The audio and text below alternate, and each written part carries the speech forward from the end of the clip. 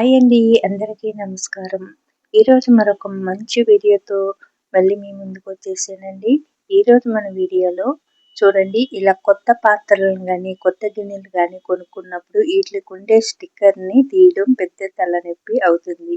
ఇంకా అవేమో స్టవ్ పై పెట్టినప్పుడు మాడిపోతా ఉంటాయి. తీద్దామంటే రావు. చూడండి, ఇలా గోకుతుంటే కూడా వస్తలేదు కదా!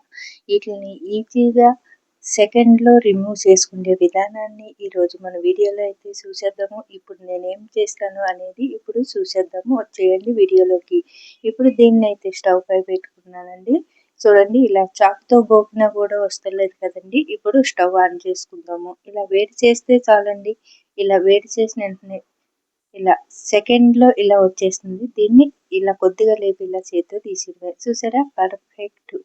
సెకండ్ కూడా పట్టదండి ఇలా తీయడానికి. ఇప్పుడు చూసారా, సైడ్‌కి కూడా తీసి మీకైతే చూపిస్తాను.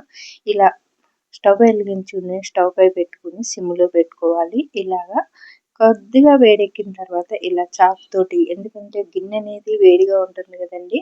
ఇలా బౌల్స్ గానీ, గిన్నె గానీ ఇలాగ మనము స్టీల్‌యి అలా అల్యూమినియం కొంటా ఉంటాము కదా!